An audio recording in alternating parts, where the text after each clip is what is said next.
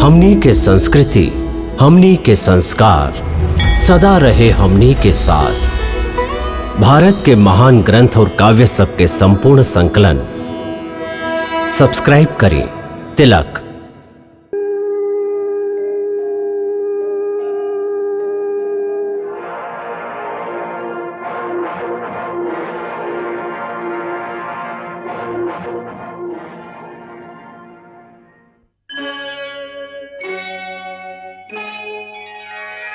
कृष्णा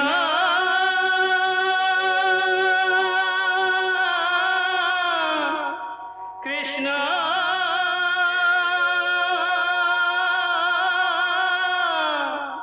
हरे कृष्णा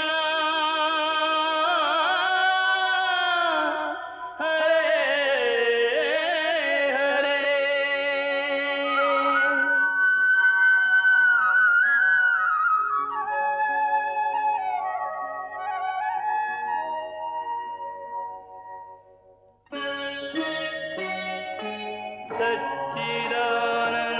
सच्चिदानन्दरूपाय विश्वोत्पत्त्यादिहेतवे तापत्रयविनाशाय श्रीकृष्णाय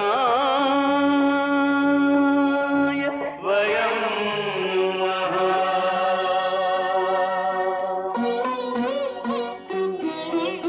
श्रीकृष्ण गोविंद हरे मुरारे, हे नाथ नारायण वासुदेव। हरे कृष्ण राधे राधे कृष्ण कृष्ण कृष्ण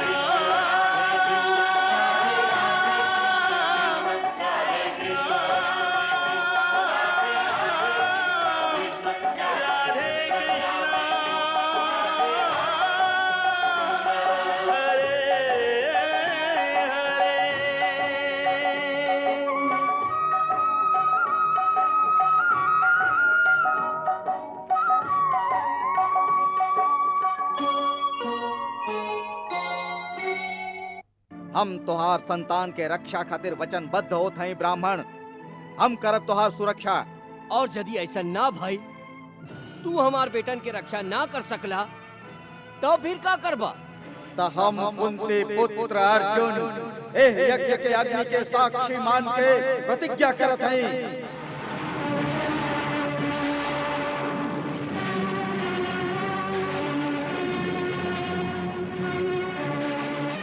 कुंती पुत्र बहुत कठिन और असाध्य प्रतिज्ञा कर लेले बाड़न। यदि ओ ब्राह्मण के संतान के रक्षा ना कर सकलन तो अनर्थ हो जाई।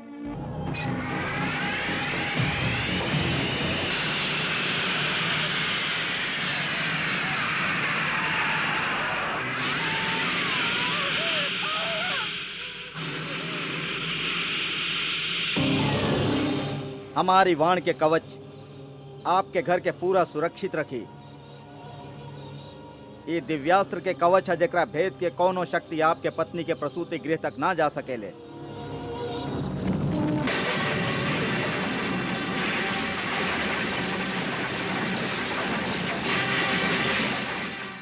बचाओ हमार बेटा, बचाओ बचाओ हमार लड़का के बचाओ।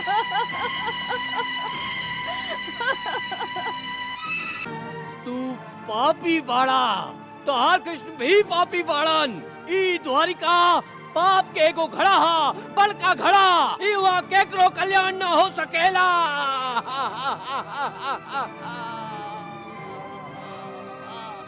आए हमार लइका, आए हमार लइका। संयमनीपुरी के द्वार यमराज की आज्ञा के बिना ना खुलेला। ऐसे तू उहवे लौट जा जहाँ से आइल बाड़ा। हम ओह ब्राह्मण पुत्र के लिहले बिना ना जा सकीले जेकरा हम आकाश में उड़त देखले रही। द्वार खोल दा। हट मत करा मानव, हम फिर से कह रहा हई, जहाँ से आइल बाड़ा उहवे लौट जा। ई द्वार ना खुली, ई द्वार ना खुली।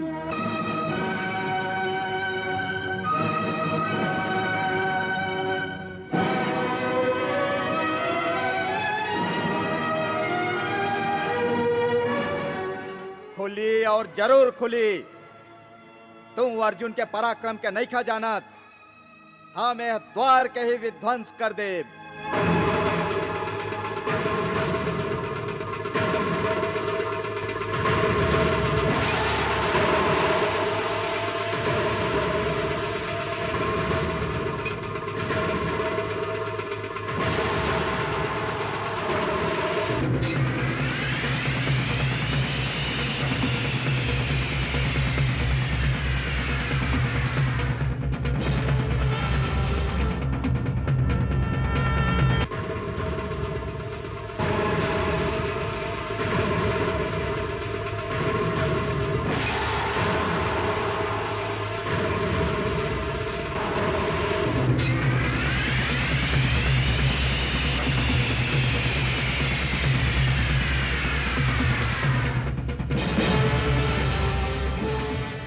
अब हम विवश हो गए हैं ब्रह्मास्त्र चलावे पर।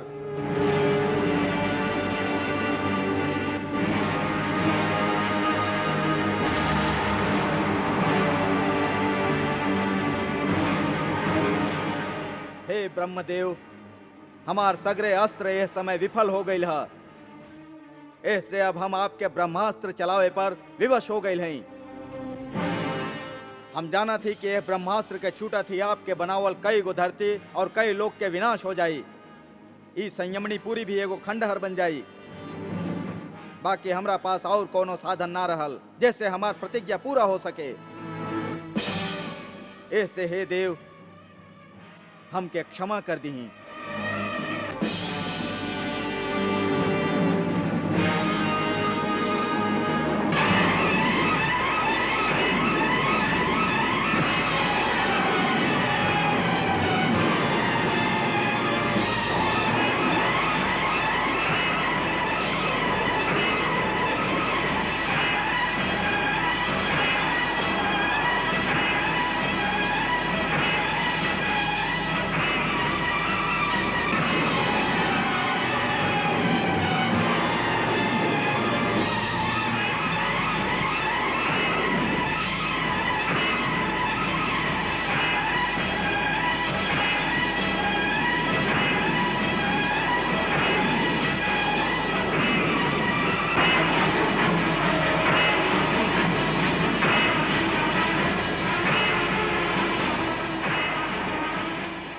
ठहर अर्जुन।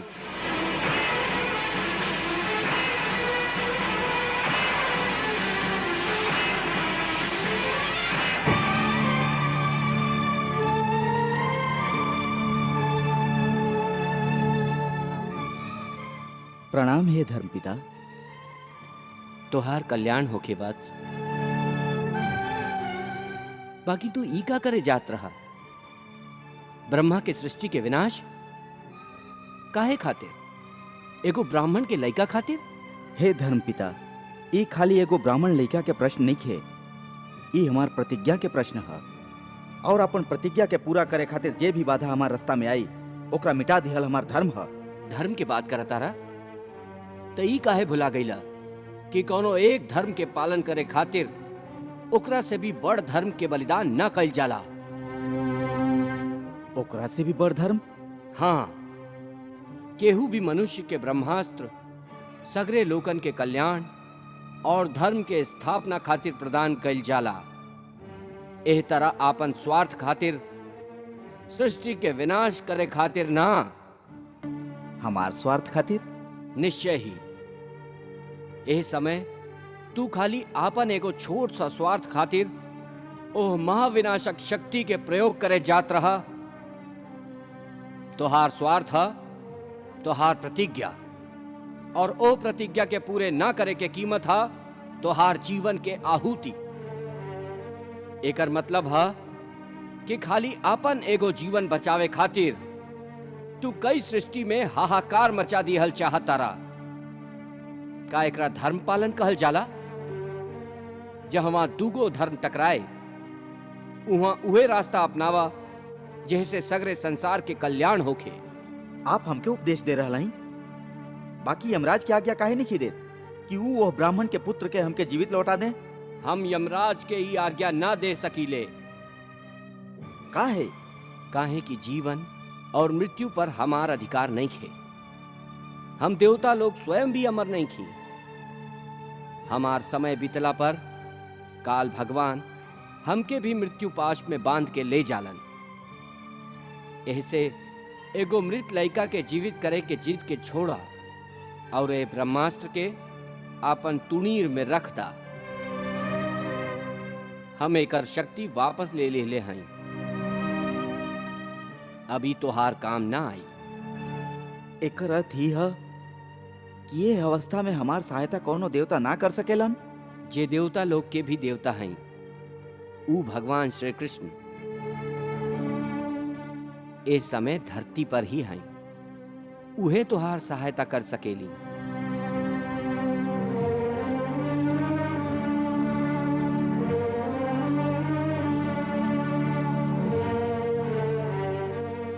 तोहार कल्याण होखे वत्स।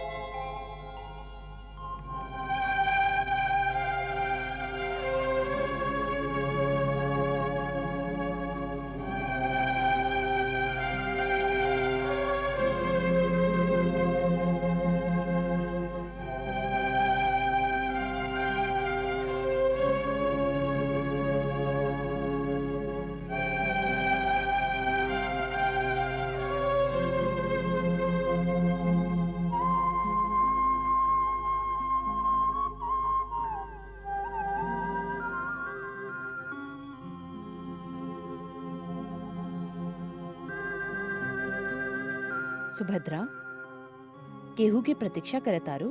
बस ऐसे ही पहुंची।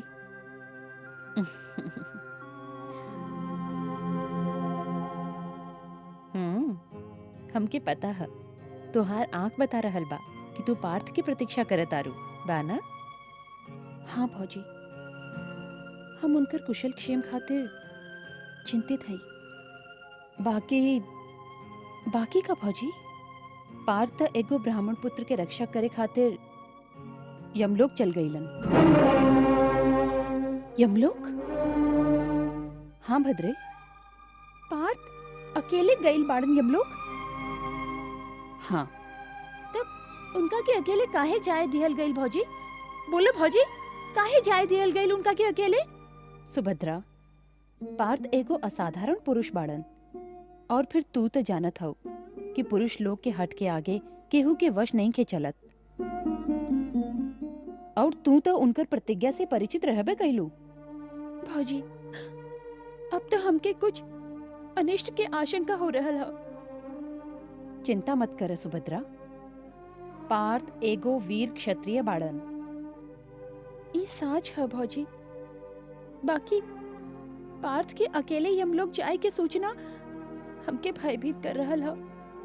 हे देव, पार्थ की रक्षा करिह।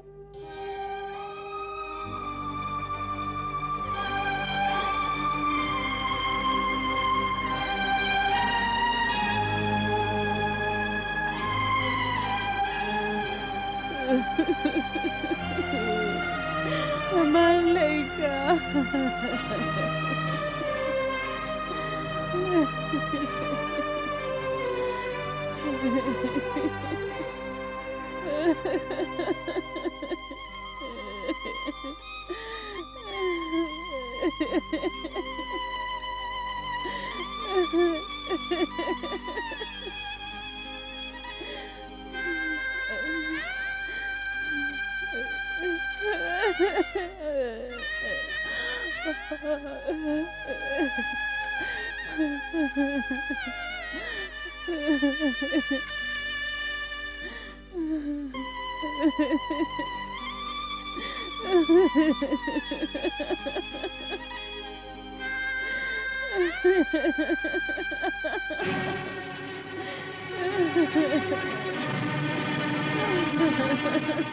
देखा देखा नगर के लोग, देखा हमार संतान के रक्षा करे वाला, साक्षात मृत्यु के जीते वाला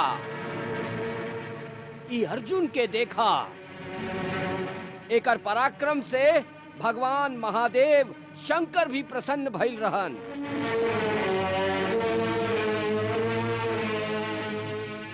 कहवा हा हमार बेटा, कहवा हा हमार संतान? हे ब्राह्मण देव, हम आपके बेटा के यमलोक से ना ला सकल हई। हम ओकर रक्षा करे में असमर्थ रहल हई। धिक्कार है हमारे गांडीव धनुष के, धिक्कार है हमार पौरुष के। हे ब्राह्मण, हम अपन प्रतिज्ञा के पालन करब। हमके जीवित रहे के कोनो अधिकार नहीं खे। हम अग्नि में प्रवेश करब।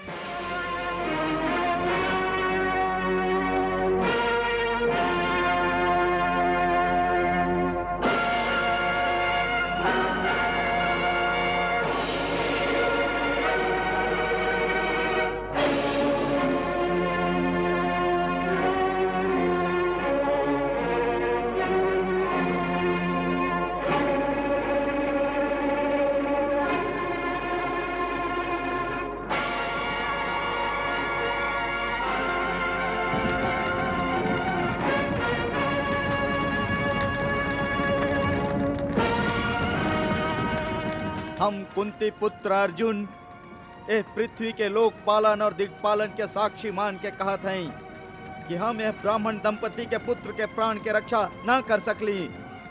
हम अपन प्रतिज्ञा पूरा ना करे के अपराधी हैं। ऐसे आज हम अपन पितरन के मान और मर्यादा के रक्षा खातिर स्वयं के अग्नि के समर्पित करत हैं।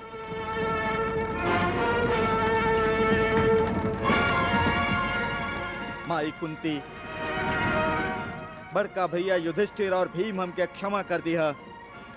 अनुज, नकुल और सहदेव, तू लोग भी हमके क्षमा कर दिया। हमार प्रिया द्रौपदी, तू भी हमके क्षमा कर दिया। हम तू लोगन के अनुपस्थिति में अपन प्राण ए अग्नि के समर्पित कर रहल हई। हम जानत हई माई पृथ्वी भी हमके क्षमा कर दी हैं। काहे कि अर्जुन आज अपन प्राण के रक्षा खातिर, क्षत्रिय धर्म के रक्षा खातिर अपन प्राण होम कर रहल है।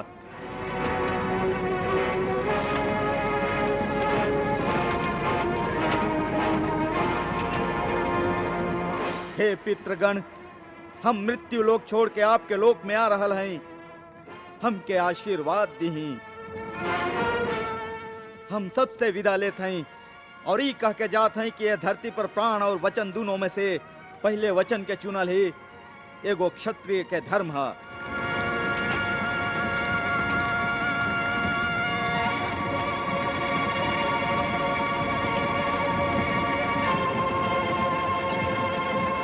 रुका। वासुदेव,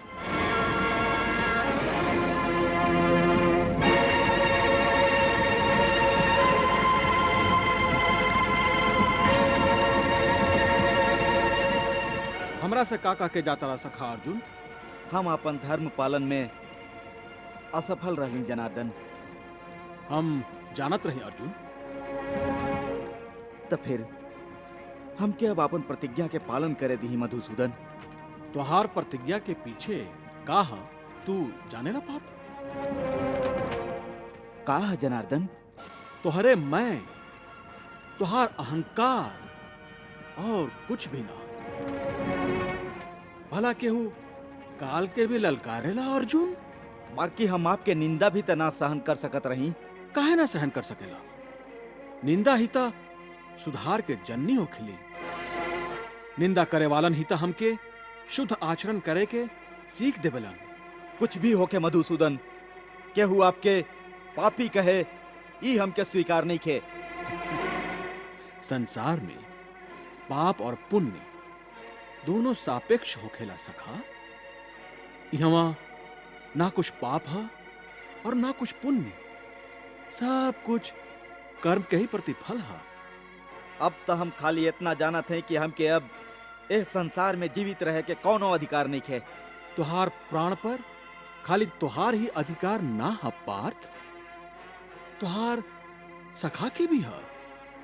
ऐसे हम तुहार सखा तोह के एह तरह आपन कर्तव्य से भागे के अनुमति ना दे सकीले। वो कायर होखेलन अर्जुन, जे अपन कर्तव्य के अधूरा छोड़ के मृत्यु के चरण में शरण लेवेलन। बाकी हम कर्तव्य से भागल नहीं की कन्हैया, हम कर्तव्य निभावे में असमर्थ हो गए हैं। असमर्थ? आदमी असमर्थ तबे होखेला जब वो प्रयास कर छोड़ देवेला। ये वीरन के काम नहीं खे। वीरता अंतिम सांस तक प्रयास कल ना छोड़ेला।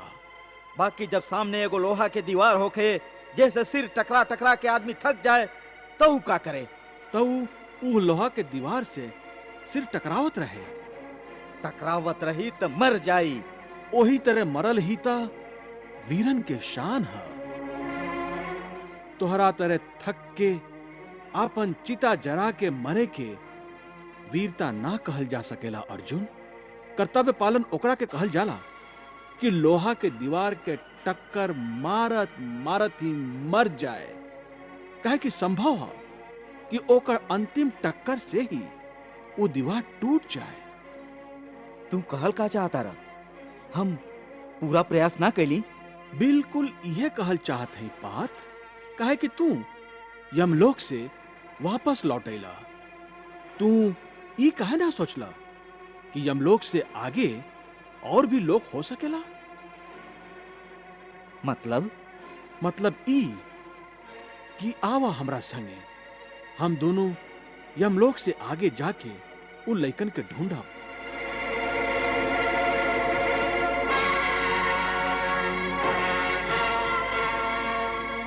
हे ब्राह्मण, हमार ए सखा अर्जुन में तुहार बेटन के ढूंढ लावे के सामर्थ हा। वो आपन प्रतिज्ञा जरूर पूरा करी है। तू धीरज रखा और हमरा लौटे के प्रतीक्षा करा। चला अर्जुन।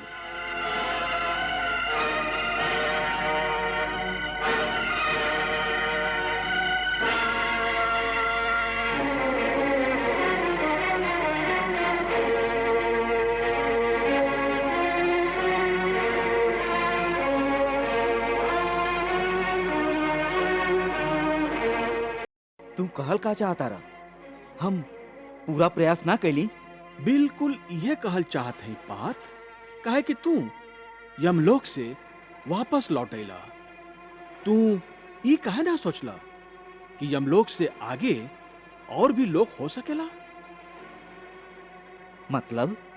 मतलब ई कि आवा हमरा संगे, हम दोनों यमलोक से आगे जाके उन लइकन के ढूंढब।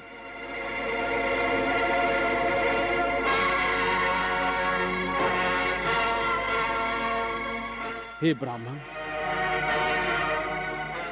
हमार ए सखा अर्जुन में तुहार बेटन के ढूंढ लावे के सामर्थ हा। वो आपन प्रतिज्ञा जरूर पूरा करी है। तू धीरज रखा और हमरा लौटे के प्रतीक्षा करा। चला अर्जुन।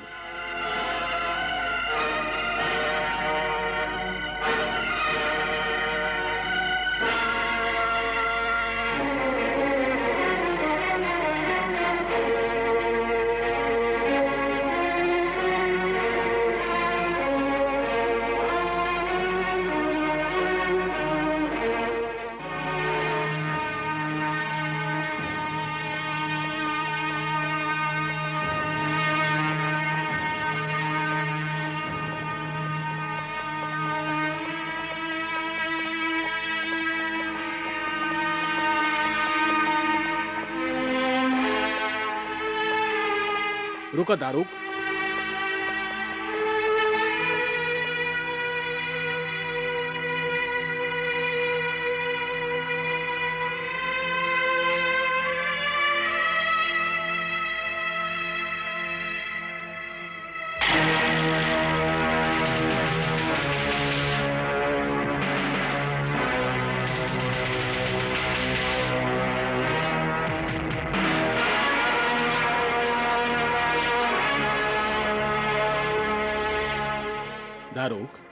तू इन्हें में ठहरा। अर्जुन, यहाँ से तू यह रथ के सारथी बना। जय आज्ञा मधुसूदन।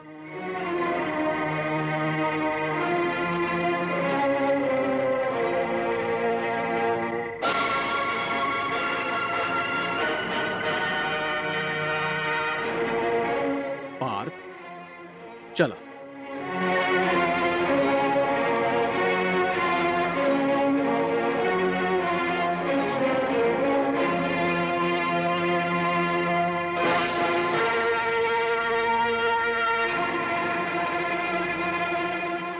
चला रथ।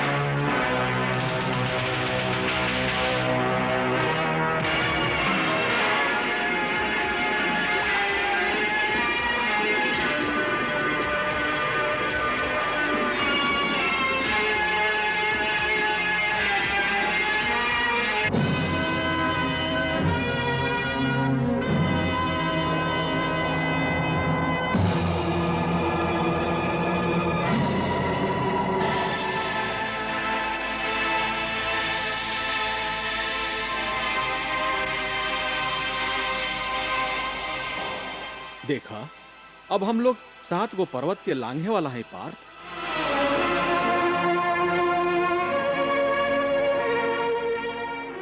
वासुदेव, आज जैसन निराश हम पहले कबो ना भइल रही। अब तो हमके अपन सामर्थ्य पर भी शंका होखे लागल है। हे अर्जुन, हम सर्वश्रेष्ठ धनुर्धर हैं। यही अहंकार से तू ग्रस्त हो गई रहा। ऐसन समझा तुहार अहंकार के हरण हो गई हा। पार्थ, सामर्थ्यवान होखे के साथ साथ विनयशील होखल भी बहुत जरूरी है। स्वयं बलशाली होके कबो दूसर के तुच्छ ना समझे के चाहिए। तू आपन ही अहंकार में आके ब्राह्मण पुत्र के रक्षा करे गई रहा। तुहार कल्पना रहे कि तू मृत्यु के जीत सकेला। अरे, तू ये भुला गिल रहा कि एह संसार में एक ही परम सत्य है और वह मृत्यु, जगरा के केहू ना जीत सकल, ना तू और ना हम। शायद यही से तुहार अहंकार के हरण करे के खातिर ही यमलोक के द्वार तोहरा खातिर ना खुलल और तोके आपन ही अहंकार से परास्त होके यमलोक से वापस लौटे के पड़ल। वासुदेव, हमके और लज्जित मत करें। चला पार्थ।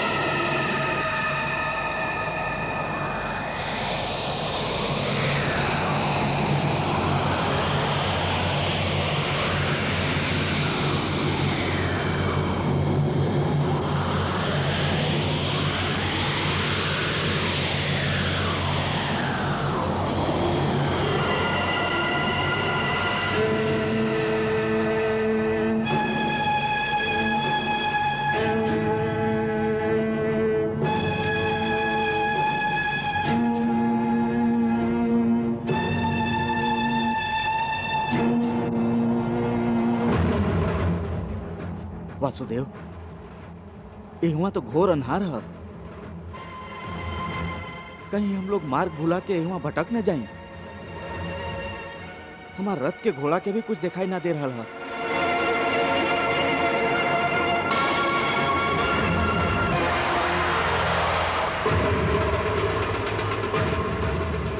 जा सुदर्शन, आपन ज्योतिर्मय तेज से एक घनघोर अनहार के भेद के हमार मार्ग प्रकाशित करो।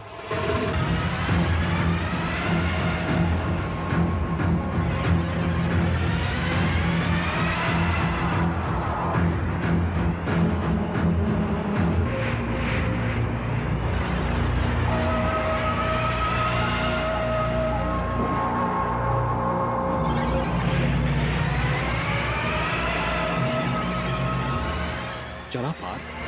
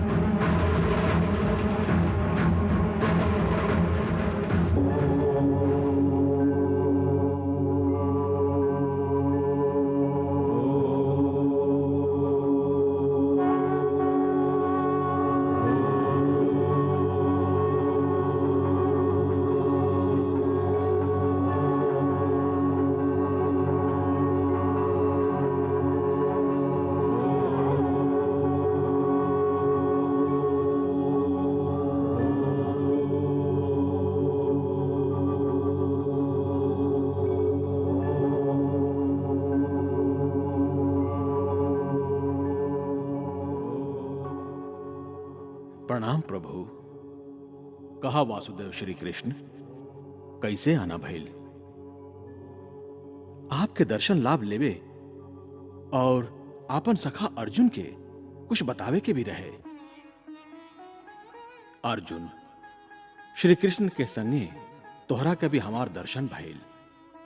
हम ही तोहके यहाँ बुलौले हैं। तुहार रथ के 4 को घोड़ा खींच के ले आयल बाड़न। ये सब 4 दिशा के प्रतीक बाड़न। तुहार रथ तुहार मन के प्रतीक है। मन पर जब अंकुश ना रहेला तो यह चारों दिशा में भटक जाला। और जब मन के श्री कृष्ण जैसन रथी मिल जाए, मतलब अंकुश मिल जाए, तो वो अपने आप वश में हो जाला। तू 7 गो पर्वत पार कैले रहा। ई मनुष्य जन्म के प्रतीक है। 7 जन्म में भी मनुष्य बिना श्री कृष्ण के कृपा के भव सागर से मुक्त ना हो पावेला। बाकी जे श्री कृष्ण के हाथ पकड़ लेवेला, उता क्षण मात्र में मुक्त हो जाला। हे अर्जुन, तू अनहार से भरल काल रात्रि से होके आयल बाड़ा। ये अनहार तुहार ही अहंकार के प्रतीक रहे। भवसागर पार करत करत तू ही सोचत रहा कि विश्व के सर्वश्रेष्ठ धनुर्धर होके के बाद भी तू यम के द्वार ना खुलवा सकला। ये अनहार हमरे महामाया के प्रतीक रहे। इन्हें सब कुछ जन्म लेवेला और यही में सब कुछ नष्ट हो जाला।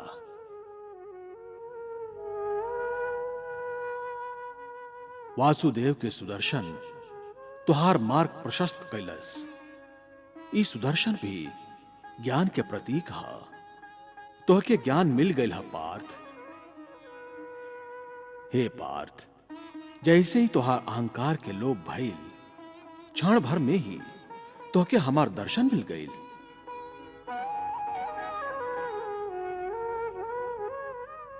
हमके क्षमा करें दीनानाथ। हमारा अपराध के दंड ओह ब्राह्मण के मत दही, ओकर बेटा हमके लौटा दही दीनानाथ। अरे तू दोनों के इहवां लावे खातिर ही हम ओ ब्राह्मण के चारों बेटा के अपन लोक में बुलवले रही। चिंता मत करा, तू दोनों हमार ही कला के संगे पृथ्वी पर गइल बाड़ा।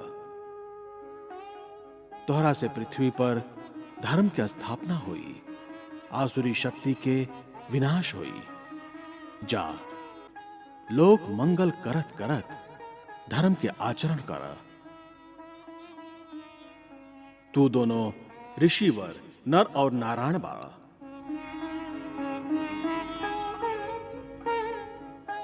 पृथ्वी लोक के भार वो अधर्मी लोक के संहार करके जल्दी से जल्दी तू दोनों हमरा पास वापस लौट आइबा, जबकि तू पूर्ण काम और सर्वश्रेष्ठ बाड़ा। फिर भी जब तक मृत्यु लोक में रहा तब तक धर्म के स्थापना और लोक कल्याण खातिर धर्म के आचरण कईल आवश्यक है। जैसे संसारी तुहार सत्कर्म के अनुसरण करत रहे। आपके कोटि कोटि प्रणाम प्रभु, आपके कोटि कोटि प्रणाम। ला हम तो के ब्राह्मण के सगरे पुत्र वापस लौटा देते हैं।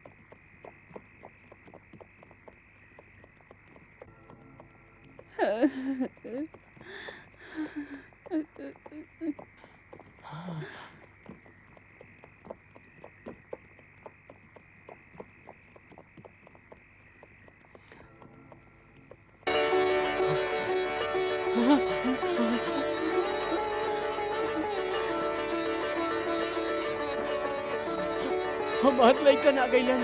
हमार लइकन आ गइलन, हमार लइकन आ गइलन। अरे हमार लइकन, अरे हमार लइकन, हमार लइकन।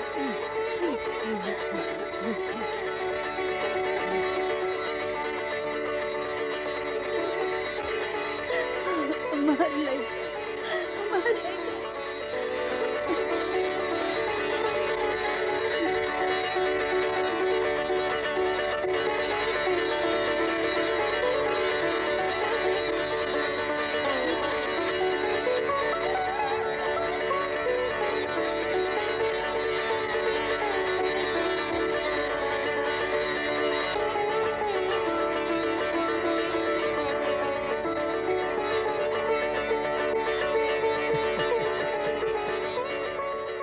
मधुसूदन, आप धन्य हैं, सच में धन्य हैं जनार्दन।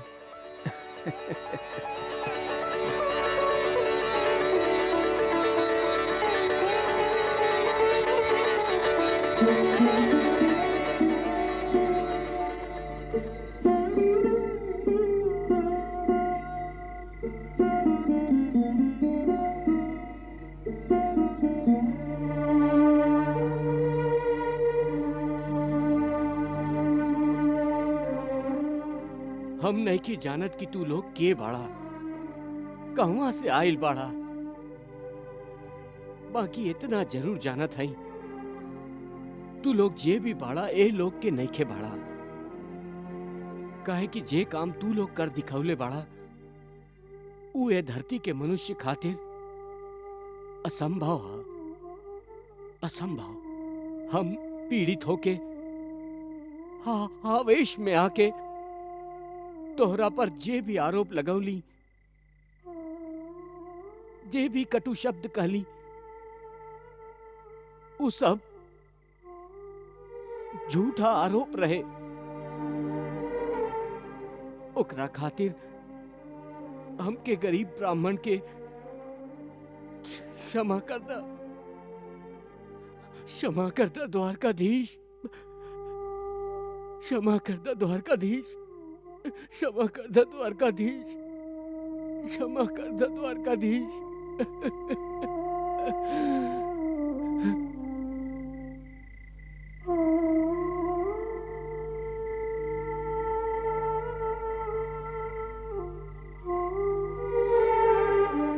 चला दारोगा।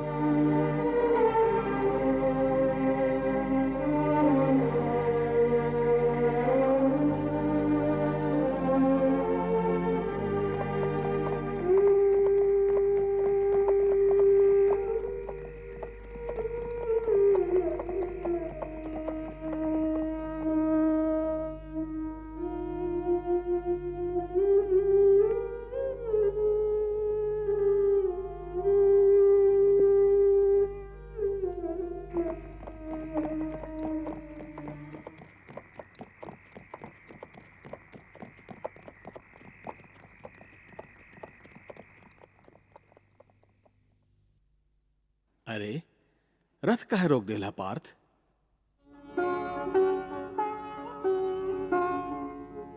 जब से हम आपके कृपा से नीलकांत मणि इस जगत के पालनहार के छवि के दिखले हैं, हमार आंख उनके खोज रहा हा।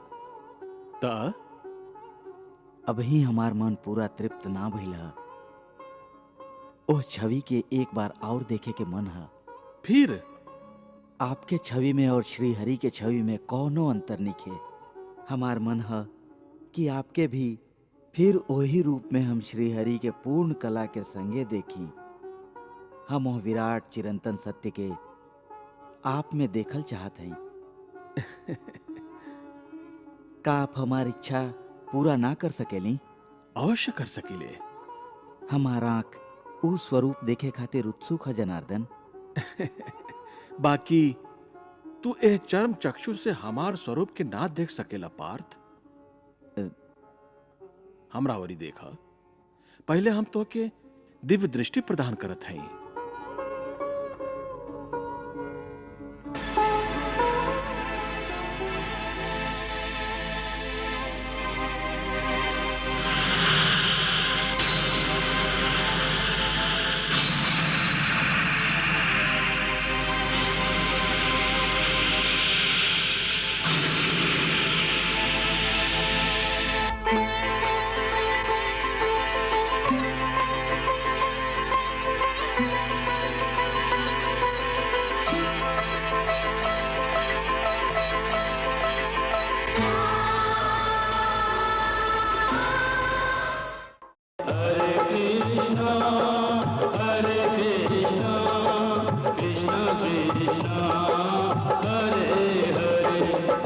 श्रीकृष्णचरितं गुणानुवादं तत्प्रेरणा